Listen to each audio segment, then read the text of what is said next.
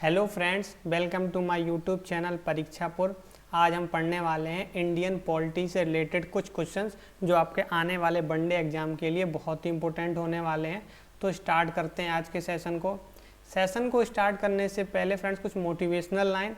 रख हौसला वो मंजर भी आएगा, प्यासे के पास चल के समंदर भी आएगा, थक कर ना बैठे मंजिल के मुसाफिर, मंजिल भी मिलेगी, मिलने का मज़ा भी आएगा। तो इसी मोटिवेशनल लाइन के साथ हम स्टार्ट करते हैं आज की क्लास को। तो आपका पहला क्वेश्चन, भारत का राष्ट्रपति किसका एक अभिन्न अंग है? तो किसका अभिन्न अंग है? तो ये आपका संसद का। किसका अभिन्न अंग है? तो संसद का। और संसद जो है हमारे किस आर्टिकल में है? तो आर्टिकल है 79। और इसमें क्या लिखा हुआ कि भारत का राष्ट्रपति जो होगा वो संसद का अभिन्न अंग है, यानी भारत का राष्ट्रपति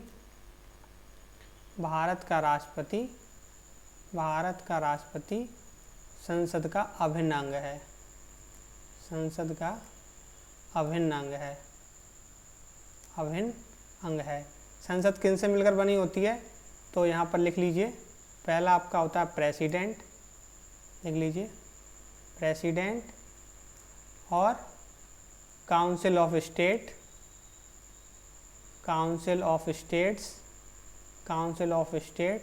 और आपका हाउस ऑफ पीपुल, और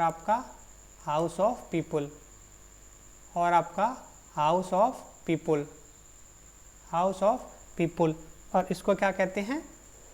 इसको क्या कहते हैं हम? राज्यसभा। काउंसिल ऑफ स्टेट को क्या कहते हैं? राज्यसभा। किस आर्टिकल में है? तो आर्टिकल लिख लीजिए 80। और हाउस ऑफ पीपुल को क्या कहते हैं? लोकसभा। ये किस आर्टिकल में है? तो आर्टिकल 81। और अगर आपसे पूछ ले कि प्रेसिडेंट यानी राष्ट्रपति किस आर्टिकल में है? तो आपका है आर्टिकल नंबर 52। चलिए फ्रेंड्स, आगे चलते हैं अगले क्वेश्चन की तरफ। आपका अगला क्वेश्चन है, भारत के उपराष्ट्रपति पद पर 2 बार लगातार कौन रहा था? तो कौन रहा था आपका? Doctor S Radhakrishnan. पहली बार ये कब चुने गए थे? पहली बार चुने गए थे 1952 से, इनका कार्यकाल था 1957 तक। और दूसरा जो इनका कार्यकाल था 1957 से लेके 1962 तक। ये पहले सदस्य थे जो आपके 2 बार लगातार उपराष्ट्रपति चुने गए थे। और 1962 में ये राष्ट्रपति पद के लिए चुने गए। 1962 में राष्ट्रपति पद के चुने गए थे और इनका कार्यकाल था 1962 से लेके 1967 तक। इसके बाद जो दूसरे सदस्य थे वो कौन थे आपके? हामिद अंसारी। इनका भी नाम लिख लीजिए, हामिद अंसारी। दूसरे जो व्यक्ति थे वो कौन थे? हामिद अंसारी। ये कब से इनका कार्यकाल था? 2007 से 2012, और आपका 2012 से 2017। फ्रेंड्स, जो उपराष्ट्रपति जो होता है, यहाँ पर लिख लीजिए, उपराष्ट्रपति जो होता है वो राज्यसभा का पदेन सभापति होता है। राज्यसभा का पदेन सभापति होता है। और पदेन का मतलब ये होता है कि जब एक पद के कारण दूसरा स्वयं मिल जाए। जैसे कि आपके जो भारत के प्रधानमंत्री हैं, वो नीति आयोग के पदेन अध्यक्ष हैं। नीति आयोग के पदेन अध्यक्ष हैं। फ्रेंड्स, डॉक्टर एस राधाकृष्णन को भारत रत्न, अगर आपसे पूछ ले कि डॉक्टर एस राधाकृष्णन को भारत रत्न कब दिया गया था? भारत रत्न कब दिया गया था इनको? तो इनको भारत रत्न दिया गया था 1954 में। और इनके साथ 2 लोग और थे। एक थे सी गोपालाचारी,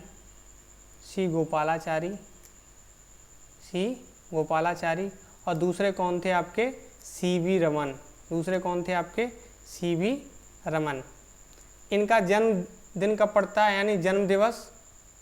इनका जन्म कब पड़ता है? तो 5 सितंबर 1888 को। 5 सितंबर को हम क्या मनाते हैं? तो शिक्षक दिवस मनाते हैं। क्या मनाते हैं हम? शिक्षक। इन्हीं के जन्म दिवस पर हम शिक्षक दिवस भी मनाते हैं। फ्रेंड्स, उपराष्ट्रपति का जो कार्यकाल होता है, नोट कर लीजिए यहाँ पर, उपराष्ट्रपति का जो कार्यकाल होता है वो कितना होता है? कार्यकाल जो होता है वो 5 वर्ष का होता है। और इस पद का जो प्रावधान है वो किस आर्टिकल में है, पद का जो प्रावधान है वो किस आर्टिकल में है, तो आर्टिकल लिख लीजिए आर्टिकल 63। चलिए फ्रेंड्स आगे चलते हैं अगले क्वेश्चन की तरफ। और आपका अगला क्वेश्चन है, राज्यसभा के सदस्य का निर्वाचन कितनी अवधि के लिए होता है। तो कितनी अवधि के लिए होता है, तो आपका 6 वर्ष।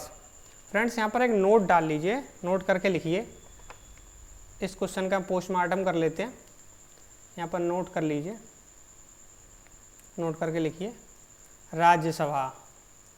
राज्यसभा किस आर्टिकल में है, संविधान के किस आर्टिकल में है, अभी हमने बताया था आर्टिकल 80। मैक्सिमम इसमें सदस्यों की संख्या यहाँ पर लिख लीजिए, मैक्सिमम सदस्यों की संख्या आपकी कितनी होती है, 250। इसमें इलेक्टेड कितने होते हैं आपके, इलेक्टेड कितने होते हैं, तो इलेक्टेड होते हैं आपके 238 और नॉमिनेटेड कितने होते हैं, नॉमिनेटेड कितने होते हैं, नॉमिनेटेड कितने होते हैं, तो वो आपके होते हैं 12। कितने होते हैं, 238 आपके इलेक्टेड होते हैं और आपके 12 जो होते हैं वो आपके राष्ट्रपति द्वारा नॉमिनेटेड होते हैं। यहाँ पर लिख लीजिए कि किस किस क्षेत्र से नॉमिनेट किया जाता है। तो अपना पहला लिख लीजिए साहित्य, साहित्य पहला लिख लीजिए साहित्य, दूसरा लिख लीजिए आप विज्ञान, दूसरा लिख लीजिए विज्ञान, तीसरा लिख लीजिए कला, कला, और चौथा लिख लीजिए सोशल सर्विसेज यानी सामाजिक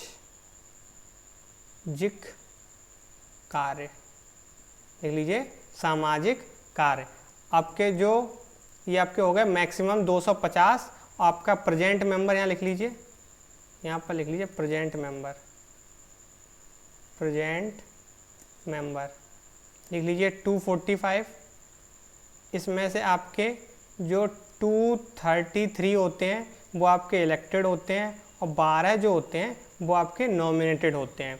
और जो आपके 233 हैं, जो 233 जो हैं, 233 जो हैं, इसमें से जो आपके होते हैं 229 ये आपके अलग अलग स्टेट से चुने जाते हैं और बाकी जो आपके 4 बचे ये आपके यूटीज से, ये आपके स्टेट से, ये आपके स्टेट से, और ये बाकी जो आपके 4 बचते हैं वो यूटीज से चुने जाते हैं।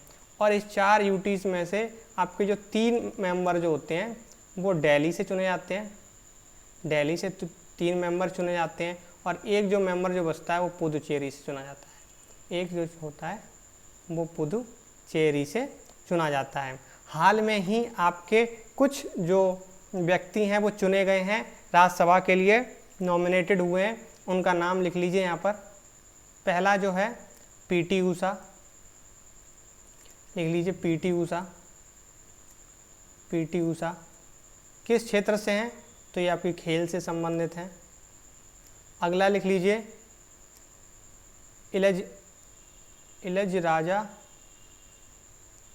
इलैयराजा, और ये कैसे संबंधित हैं, तो ये आपके संगीत से, इलैयराजा कैसे संबंधित हैं, तो ये आपके संगीत से संबंधित हैं। आपका तीसरा है बी विजेंद्र प्रसाद, विजेंद्र प्रसाद, ये किससे संबंधित हैं, तो सिनेमा से संबंधित हैं, सिनेमा से संबंधित हैं।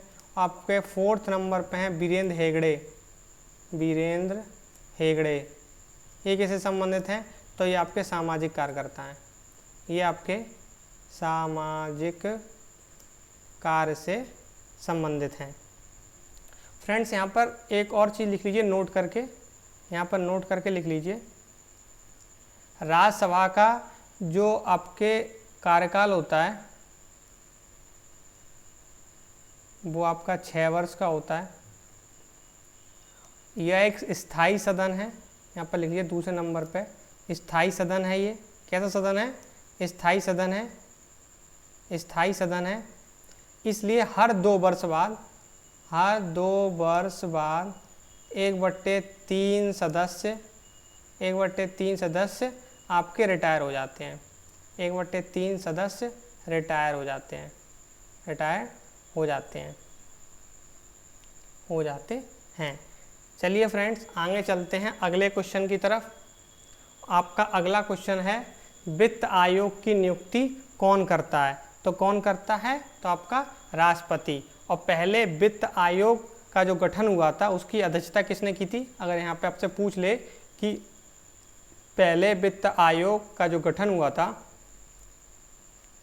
फर्स्ट वित्त आयोग का जो गठन हुआ था उसकी अध्यक्षता किसने की थी? तो के.सी. नियोगी ने की थी। किसने की थी? के.सी. नियोगी ने की थी। नियोगी की अध्यक्षता में कब बना था आपका? कब बना था? 1951 में। और कार्यकाल कितना होता है? तो 5 वर्ष। कार्यकाल कितना होता है? तो 5 वर्ष, 5 साल। चलिए फ्रेंड्स, आगे चलते हैं अगले क्वेश्चन की तरफ। आपका अगला क्वेश्चन है, संघ लोक सेवा आयोग के सदस्यों की नियुक्ति कौन करता है? तो कौन करता है? तो आपका राष्ट्रपति। कौन करता है? तो राष्ट्रपति। किस आर्टिकल के तहत? तो यहाँ पर लिख लीजिए, आर्टिकल 316 फर्स्ट के अनुसार के तहत जो आपका राष्ट्रपति होता है वो संघ लोक सेवा आयोग के सदस्यों की नियुक्ति करता है। यहाँ पर नोट पॉइंट करके लिख लीजिए, संघ लोक सेवा आयोग यानी यूपीएससी संविधान के किस भाग में है? संविधान के किस भाग में है? तो भाग 14 में है। भाग आपका 14 में है, इसको ऐसे लिख लीजिए, भाग 14 में है। और किस आर्टिकल में है? तो आर्टिकल आपका 315 से, आर्टिकल 315 से 323 के तहत, यानी आर्टिकल 315 से 323 के बीच। और इसमें क्या क्या प्रावधान है? तो पहला आपका संरचना, संघ लोक आयोग की संरचना। दूसरा लिख लीजिए नियुक्ति, लिख लीजिए यहाँ पर नियुक्ति। दूसरा लिख लीजिए नियुक्ति। और आपका यहाँ पर तीसरा लिख लीजिए निष्कासन। तीसरा लिख लीजिए निष्कासन। और चौथा लिख लीजिए शक्तियों और कार्यों से संबंधित प्रावधान। शक्तियों और कार्यों से संबंधित प्रावधान। कार्यों से संबंधित प्रावधान। शक्तियों और कार्यों से संबंधित प्रावधान। चलिए फ्रेंड्स, आगे चलते हैं अगले क्वेश्चन की तरफ। आपका अगला क्वेश्चन है कि किस अधिनियम से कलकत्ता में सर्वोच्च न्यायालय की स्थापना की गई? तो कौन सा आपका वो एक्ट था? तो 1773 का रेगुलेटिंग एक्ट। इसके तहत क्या किया गया? तो बंगाल के गवर्नर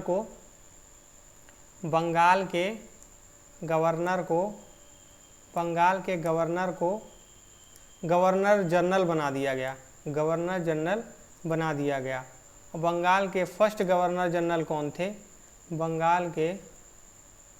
बंगाल के जो फर्स्ट गवर्नर जनरल थे वो आपके थे वारेन हेस्टिंग।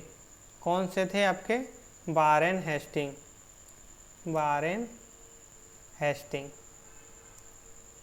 चलिए फ्रेंड्स, आगे चलते हैं अगले क्वेश्चन की तरफ। आपका अगला क्वेश्चन है, भारतीय संविधान कौन सी नागरिकता प्रदान करता है? तो कौन सी? एकल नागरिकता। नागरिकता जो है आपकी जो सिटीजनशिप यानी नागरिकता संविधान के किस भाग में है?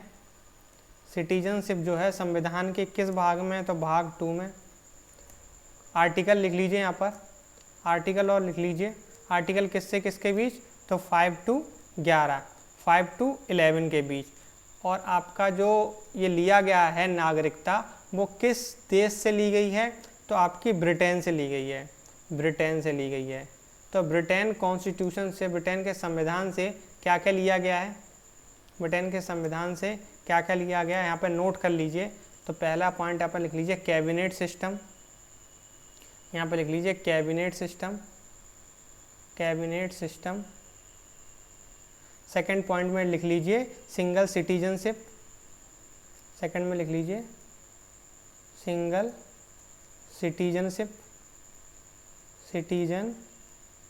सिटीजनशिप। तीसरा लिख लीजिए रूल ऑफ लॉ। तीसरा लिख लीजिए रूल ऑफ लॉ यानी विधि का शासन। रूल ऑफ लॉ यानी विधि का शासन। रूल ऑफ लॉ क्या है? विधि का शासन। चौथा लिख लीजिए लेजिस्लेटिव प्रोसीजर। चौथा लिख लीजिए लेजिस्लेटिव प्रोसीजर। और आपका पाँचवा लिख लीजिए बाईकैमरलिज्म यानी द्वय सदनवाद। बाईकैमरलिज्म यानी द्वय सदनवाद। क्या होता है? द्वय सदनवाद। और आपका लास्ट लिख लीजिए छठवां पार्लियामेंट्री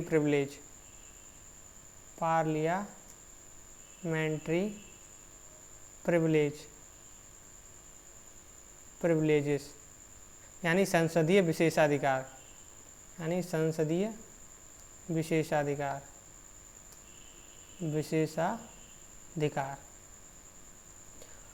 फ्रेंड, जो दोहरी नागरिकता है यानी हमारे यहाँ तो एकल नागरिकता है, और यहीं आपसे पूछ ले दोहरी नागरिकता, तो अमेरिका में आपकी दोहरी नागरिकता है।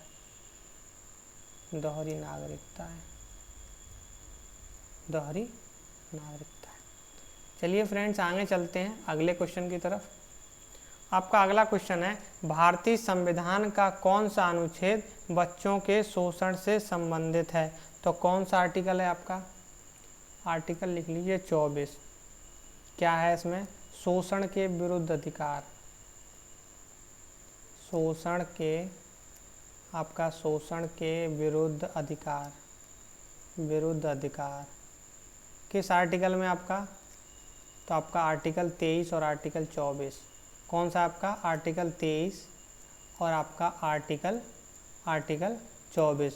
आर्टिकल जो 24 है उसमें 14 वर्ष से कम के बच्चों के लिए प्रावधान है।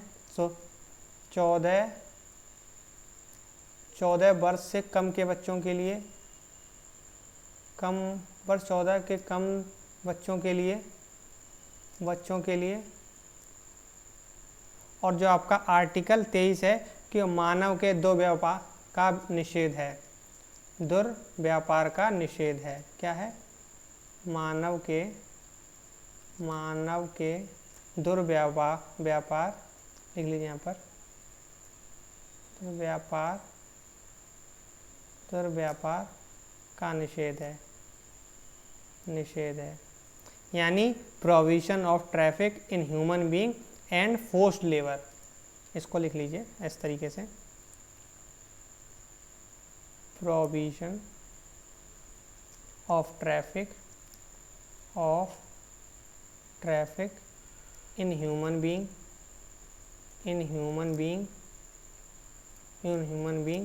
एंड फोर्स्ड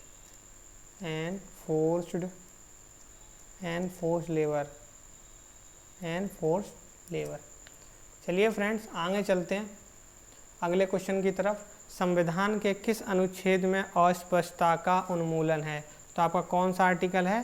तो आपका आर्टिकल है 17। कौन सा आर्टिकल है? तो आपका आर्टिकल 17। इसमें क्या लिखा है आर्टिकल 17 में? यानी अनटचेबिलिटी।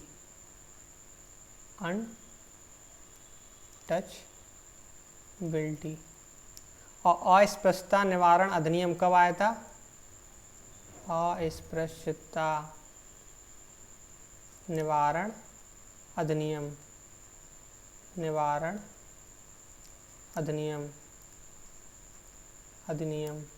कब आया था आपका? 1995 में।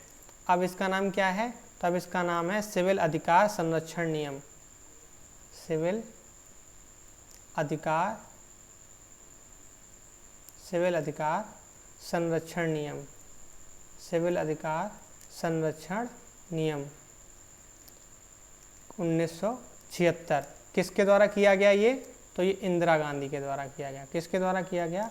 इंदिरा गांधी के द्वारा किया गया। और इसमें क्या सज़ा का प्रावधान है? सज़ा का क्या प्रावधान है? 500 रुपये जुर्माना, 500 रुपये जुर्माना और 6 महीने की सज़ा, 6 मंथ की सज़ा, यानी 6 मंथ की आपकी जेल। चलिए फ्रेंड्स, आगे चलते हैं अगले क्वेश्चन की तरफ। आपका अगला क्वेश्चन है, संविधान के किस अनुच्छेद में उपाधियों के अंत का वर्णन है? तो कौन सा आर्टिकल है आपका? आर्टिकल 18। कौन सा आर्टिकल है आपका? तो आर्टिकल 18।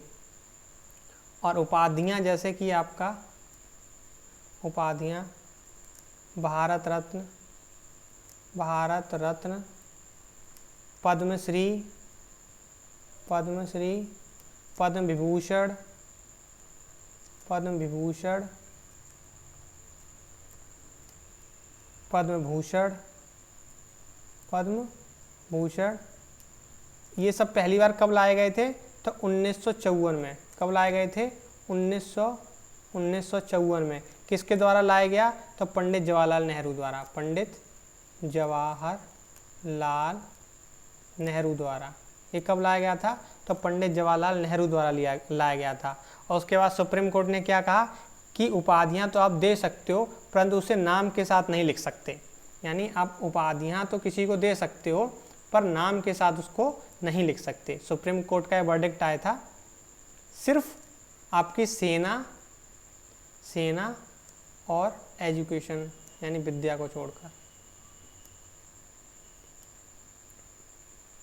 बाकी आप उपाधियां दे सकते हो, पर उसको नाम के साथ नहीं लिख सकते। चलिए फ्रेंड्स, आगे चलते हैं अगले क्वेश्चन की तरफ। आपका अगला क्वेश्चन है, भारतीय संविधान का कौन सा अनुच्छेद प्रेस की स्वतंत्रता से संबंधित है? तो कौन सा है आपका? आर्टिकल 19। कौन सा है आपका? तो आर्टिकल 19। आगे चलते हैं अगले क्वेश्चन की तरफ। तो आपका अगला क्वेश्चन है, मौलिक अधिकारों का संरक्षक है तो कौन है आपका? तो वो आपका है न्यायपालिका। एक आर्टिकल है 32। आर्टिकल है 32। इसके तहत मौलिक अधिकारों के उल्लंघन के विरुद्ध आप न्यायाधीश जा सकते हैं। यानी मौलिक अधिकारों के उल्लंघन के विरुद्ध, मौलिक अधिकारों के उल्लंघन के विरुद्ध, उल्लंघन के विरुद्ध आप कहाँ जा सकते हैं? कोर्ट जा सकते हैं। कहाँ जा सकते हैं? कोर्ट जा सकते हैं, यानी न्यायालय जा सकते हैं। न्यायालय जा सकते हैं, न्यायालय जा सकते हैं। और सुप्रीम कोर्ट जो है रिट जारी करती है इसके संबंध में। सुप्रीम कोर्ट जो है 5 रिट जारी करती है। 5 रिट जारी करती है। किस आर्टिकल के तहत? आर्टिकल लिख लीजिए, तो 32। और आपका हाई कोर्ट भी रिट जारी कर सकता है। आपका हाई कोर्ट भी रिट जारी कर सकता है। किस आर्टिकल के तहत? तो यहाँ पर आर्टिकल लिख लीजिए, आर्टिकल लिख लीजिए 226। 226। अभी आपकी कितनी हाई कोर्ट्स हैं भारत में? तो टोटल हैं 25। टोटल हैं 25। और 25वीं हाई कोर्ट कौन है? तो आपकी तेलंगाना। कौन सी है? तेलंगाना। आपकी जो 5 रिट होती हैं उनके बारे में लिख लेते हैं। कौन कौन सी 5 रिट्स हैं? लिख लीजिए यहाँ पर। पहला है बंदी प्रत्यक्षीकरण, हैबियस कॉर्पस। बंदी प्रत्यक्षीकरण यानी हैबियस कॉर्पस, यानी हैबियस कॉर्पस। दूसरा है आपका परमादेश, यहाँ लिख लीजिए परमादेश। दूसरी आपकी कौन सी है? परमादेश मैंडेमस, मैंडेमस। तीसरी आप लिख लीजिए प्रतिषेध। तीसरी आप क्या लिखेंगे? प्रतिषेध, प्रतिषेध, प्रतिषेध, प्रोविजन। और चौथी लिखिए उत्प्रेषण।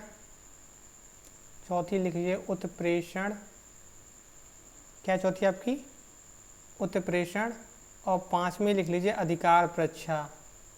5वीं लिख लीजिए अधिकार प्रच्छा, क्यू वारंटो। 5वीं लिख लीजिए अधिकार प्रच्छा यानी क्यू वारंटो, क्यू वारंटो। चलिए फ्रेंड्स, आगे चलते हैं अगले क्वेश्चन की तरफ। आपका अगला क्वेश्चन है, वर्तमान समय में भारतीय संविधान के अंतर्गत संपत्ति का अधिकार है। वर्तमान समय में भारतीय संविधान के अंतर्गत संपत्ति का अधिकार कैसा अधिकार है? ये आपका लीगल अधिकार है, यानी विधिक अधिकार इसे कहते हैं। लीगल राइट्स है, लीगल राइट्स है। किस संविधान संशोधन से किया गया? तो 44वें संविधान संशोधन से। पहले किस आर्टिकल में था ये? 31 में, और यहाँ से उठाकर इसको 300 क में डाल दिया गया, 300 क में डाल दिया गया। किस में डाल दिया गया? 300 क में डाल दिया गया। तो आपका अगला क्वेश्चन है कि संविधान में मौलिक कर्तव्य किस संशोधन द्वारा जोड़े गए? तो कौन सा संशोधन था आपका? 42वें संविधान संशोधन से। कौन सा? 42वें संविधान संशोधन से।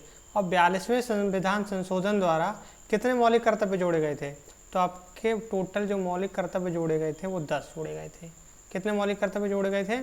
तो आपके 10 मौलिक कर्तव्य जोड़े गए थे। वर्तमान में कितने आपके मौलिक कर्तव्य हैं? वर्तमान में आपके कितने मौलिक कर्तव्य हैं? तो 11। तो आपका जो 11वां मौलिक कर्तव्य जोड़ा गया था वो 86वें संविधान संशोधन से जोड़ा गया था। 86वें संविधान संशोधन से जोड़ा गया था। और ये किससे संबंधित है? तो ये शिक्षा से संबंधित है। किससे संबंधित है? तो यह शिक्षा से संबंधित है, शिक्षा से संबंधित है। यानी 6 से 14 वर्ष की आयु के बच्चों के लिए निःशुल्क और अनिवार्य शिक्षा। 6 से 14 वर्ष की आयु के लिए निःशुल्क और अनिवार्य शिक्षा, अनिवार्य शिक्षा, निःशुल्क और अनिवार्य शिक्षा। फ्रेंड, जो 42वां संविधान संशोधन है, ठीक है ना, इसको हम लघु संविधान भी कहते हैं। इसको क्या कहते हैं? लघु संविधान भी कहते हैं। और इससे प्रस्तावना में 3 वर्ड ऐड किए गए थे। प्रस्तावना में 3 वर्ड जोड़े गए थे। कौन कौन से थे? तो समाजवाद, पंथ निरपेक्षता, और तीसरा वर्ड था आपका अखंडता। तीसरा वर्ड आपका क्या था? अखंडता। चलिए फ्रेंड्स, आगे चलते हैं और एक हेडिंग डाल लेते हैं मौलिक अधिकार, और उसके बारे में पूरा डिटेल में पढ़ लेते हैं हम। चलिए फ्रेंड्स, यहाँ पर हेडिंग डाल लीजिए मौलिक अधिकार। क्या डालेंगे? मौलिक, यहाँ पर बीच में लिख लीजिए मौलिक अधिकार, मौलिक अधिकार। आपका किस भाग में है? तो भाग 3 में। किस भाग में है? तो भाग 3 में। किस भाग में है? तो भाग 3 में। किस आर्टिकल में है? तो आर्टिकल 12 से लेके 35 तक। मौलिक जो अधिकार हैं वो कहाँ से, किस देश से लिए गए हैं? तो ये आपके यूएसए से लिए गए हैं, यूएसए के संविधान से, यूएसए के संविधान से लिए गए हैं। और यूएसए के संविधान से क्या क्या चीज़ें और ली गई हैं वो आप नोट कर लीजिए। पहला आपका फंडामेंटल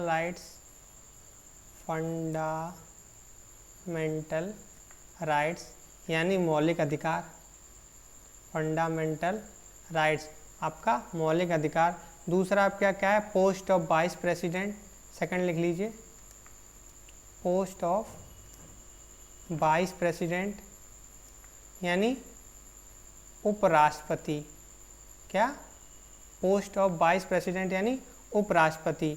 तीसरा इम्पीचमेंट ऑफ, यहाँ लिख लीजिए impeachment of president, impeachment of president यानी महाभियोग। किस पे? प्रेसिडेंट पे। और अगला लिख लीजिए इम्पीचमेंट ऑफ जुडिशरी। इसमें फोर्थ लिख लीजिए impeachment of judiciary, impeachment of judiciary. और 5वां लिख लीजिए जुडिशियरी रिव्यू, जुडिशियल रिव्यू लिख लीजिए यहाँ पर, जुडिशियल